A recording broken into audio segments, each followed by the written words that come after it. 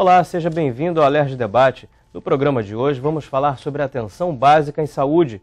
Conosco no estúdio, Daniel Sorandes, subsecretário de Atenção Primária da Prefeitura do Rio, Tereza Cristina Abraão, subsecretária de Saúde do município de Silva Jardim, e a deputada estadual enfermeira Rejane. Quero agradecer a presença de todos aqui no nosso estúdio. Bom, a porta de tudo, a porta da saúde é a atenção básica? A atenção básica é o nível de atenção que cuida dos principais problemas de saúde das pessoas.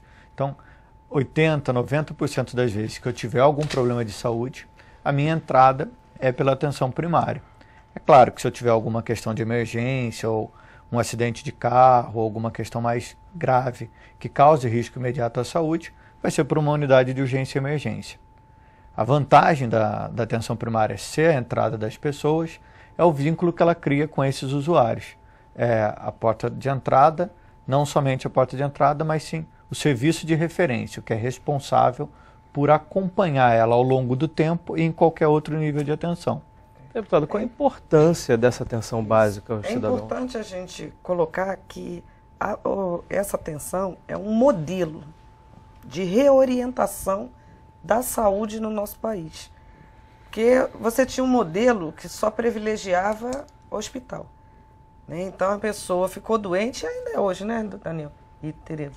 Você fica doente, você tem que ir para o hospital. Essa é uma concepção da sociedade. Então, nós achamos que a pessoa não precisa esperar ficar doente, né? Agravar o seu problema de saúde, se ela tiver informações antes. Então, esse é o modelo que tira a coisa de você ser atendida dentro de um hospital. A gente entende que a atenção básica, hoje, ela é ordenadora do cuidado. Ela tem que assumir esse papel como ordenadora do cuidado. E é isso que hoje, o que acontece? Os enfermeiros estão na ponta fazendo esse papel de segurar e de entender como identificação do usuário aquela unidade básica que tem ali. A gente, com isso, desafoga as emergências. Essa era a pergunta. Isso realmente evita que esse paciente chegue às emergências, para evitar aquela cena que a gente está acostumado a ver de emergência lotada? A prevenção é isso, justamente? O mais importante do sistema de saúde não é ter uma emergência vazia. O mais importante do sistema de saúde é as pessoas viverem mais e viverem melhor. A atenção primária ela faz justamente isso. Ela melhora os indicadores de saúde das pessoas. Quando você tem o acompanhamento e seu problema é resolvido, você não precisa ficar procurando várias emergências. O problema do sistema de saúde no Rio, até 2008, era que não tinha atenção primária, não tinha posto de saúde, não tinha clínica da família, e as pessoas eram obrigadas a ficar peregrinando de unidade em unidade, iam para uma porta de uma emergência, na emergência a consulta é feita cada vez por um médico diferente, isso não resolve o problema, ou cada vez por um profissional de saúde diferente. Na atenção primária, é sempre a mesma equipe que acompanha. É sempre o mesmo enfermeiro, é sempre o mesmo médico, é sempre o mesmo agente comunitário de saúde, que sabe da sua história e vai se preocupar em resolver aquele problema, para você parar de peregrinar. Diminui o número de atendimentos, mas melhora e resolve os problemas das pessoas, que às vezes são problemas clínicos de saúde e às vezes são problemas mais sociais. Com uma atenção primária organizada, você evita que as pessoas se percam nesse sistema e melhor do que só esvaziar as emergências é melhorar os indicadores de saúde. Tuberculose é um exemplo disso. O município do Rio tinha a maior taxa de abandono de tuberculose do país. Com a ampliação da atenção primária, a gente vem reduzindo gradativamente o abandono, porque se consegue fazer o diagnóstico, porque numa emergência a tuberculose, só se estiver em grau avançado, que consegue diagnosticar, consegue ter um acompanhamento pela equipe multiprofissional desse paciente, ele evita que o paciente abandone e pare de tratar, evolua a óbito, evolua mal, e a gente consegue assim ter melhores resultados de saúde, evitando que ele peregrine pelas emergências. Eu vou dar dois exemplos. A questão do pré-natal, né? A questão do pré-natal, ela pode ser feita por qualquer profissional de saúde. Inclusive no município do Rio, não é, Daniel? O nutricionista faz o pré-natal, o fisioterapeuta, o enfermeiro, né? E esse pré-natal, ele é feito e você consegue classificar, por exemplo, uma gestante de alto risco. dentro do PSF. Então, você consegue detectar se a gestante for de alto risco, ela vai ter um outro tipo de atendimento que já não vai ser dessa forma.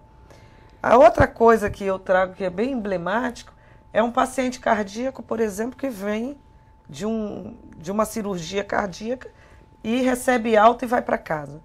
Ele tem várias medicações. E quando o paciente chega em casa, ele não sabe qual tomar. Né? Ele não sabe o que fazer com aquele montoeira de medicamentos. Então, o PSF não é uma medicina, um atendimento de pobre para pobre. Né? O PSF é um atendimento que reorganiza essa questão da área da saúde. É preciso dar esse atendimento, é preciso fazer esse tipo de acompanhamento, porque aí você evita que outras redes fiquem sobrecarregadas. Agora, temos críticas, 200 mil críticas, né? O PSF no município do Rio de Janeiro é uma coisa, o PSF em outros municípios são outras coisas. O profissional médico, por exemplo, ele tem dificuldade de ficar, né, Tereza? Fixação é muito difícil. A fixação desse profissional. Hoje o Ministério da Saúde já estipulou, através de uma portaria, que o médico pode dar 20 horas, 30 horas ou 40 horas. Então, quebra um pouco a questão do PSF, que é o relacionamento com a família, a dedicação para aquela família.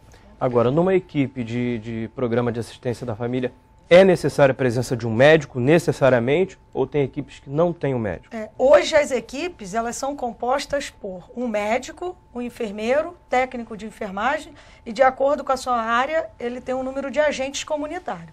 Isso é o que compõe a equipe do PSF.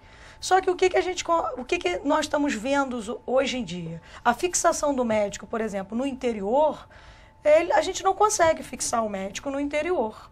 Mas a gente consegue fixar o enfermeiro. Tá? A gente consegue, talvez até, pela formação do enfermeiro, ser uma formação acolhedora, classificadora, entendeu?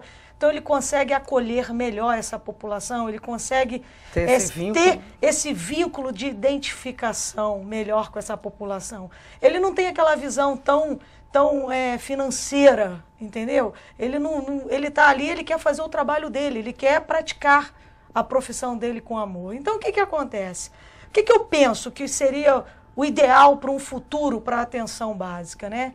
Eu penso que a gente tinha que aumentar o número de enfermeiros. Não sei se o Ministério pensa nisso, em fazer um incentivo para o enfermeiro, ou até, como a gente já estava conversando aqui antes, em diminuir a população de assistida pelo enfermeiro, tá? Ou seja, colocar 2 enfermeiros por unidade, dividir essa população, que hoje você tem um percentual em torno de 3 mil pessoas por enfermeiro, né? Então você teria em torno... profissional, né? Por profissional, você teria em torno de 1.500. Seria uma ideia? Seria. Talvez o trabalho seria mais qualificado. Se o enfermeiro faz o pré-natal, se o enfermeiro colhe o preventivo. Hoje, dentro de Silva Jardim, quem colhe todos os preventivos da rede é o enfermeiro. E se a gente não tiver enfermeiro, a população vai bater na nossa porta. Porque eles não querem mais que o médico colhe o preventivo. Ele já tem essa identidade. Quem faz o pré-natal é o enfermeiro. Quem colhe o preventivo é o enfermeiro. Quem faz toda a cobertura vacinal é o enfermeiro com técnico. Quem faz toda a cobertura, a parte de curativo, é o enfermeiro. Todos os programas estão horizontalizados dentro da atenção básica com os enfermeiros, fazendo tudo, toda essa sala de espera, toda a aplicação dos programas. Então, assim, eu penso, não desmerecendo a categoria médica, né? Mas eu penso que hoje o ordenador do ESF é o enfermeiro. E é ele que tem essa carga de atribuições ali dentro. Então, eu penso assim, que deveria pensar no incentivo para o enfermeiro ou numa divisão, entendeu? Mas aí que começa, Tereza, a luta por recurso, né? Porque a saúde vive com recurso financeiro. Então, a luta entre a corporação, principalmente a corporação médica, Daniel, é uma luta por finanças.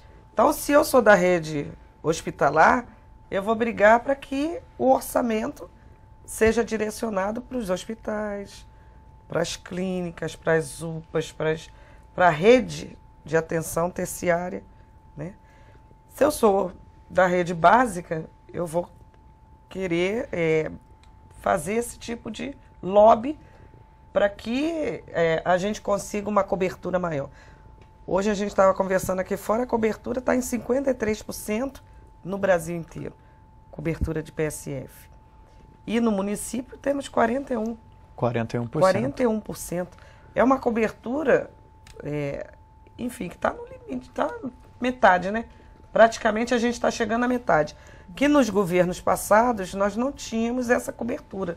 Foi um trabalho de começar então do zero, no caso. A gente saiu em 2008 de 3,3% de cobertura no município do Rio de Janeiro para 40% de cobertura agora em 2013. Mas o aumento da cobertura é super importante e a nossa perspectiva é chegar a 70% de cobertura até 2016. Essa é a meta do plano estratégico da Prefeitura do Rio. E é uma determinação do prefeito Eduardo Paes que a gente alcance essa cobertura e centre todos os esforços para que a gente possa chegar lá. Mas tem um componente que é super importante que a subsecretária estava colocando, que é a capacidade dessas equipes de resolver os problemas. As equipes têm que ser funcionais. O grande objetivo, né, deputada, é que as equipes possam resolver os problemas das pessoas. Uma boa equipe de saúde da família que consegue resolver 80% dos problemas. Por isso que ela é composta por vários profissionais, por isso que ela tem um médico de atenção primária formado e, na maioria das vezes, capacitado para cuidar de 80% dos problemas. Por isso que aqui no município do Rio a gente tem um protocolo de enfermagem para que os enfermeiros possam estar cuidando dos principais problemas das pessoas de maneira mais clara.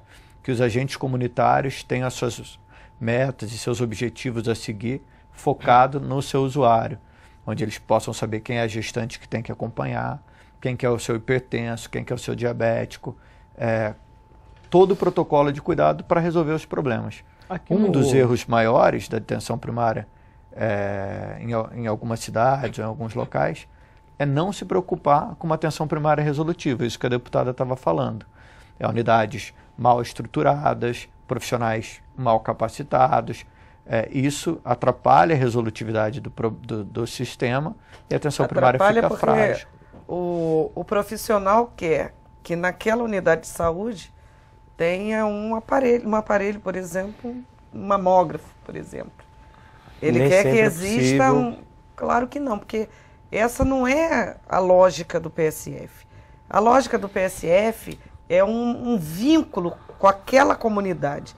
Porque o problema não é o seu problema de saúde.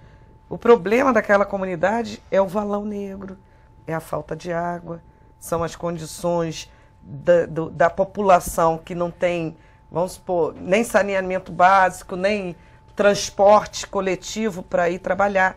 Então, a visão de saúde dentro desse novo modelo é uma visão geral de que a saúde não é a ausência da doença.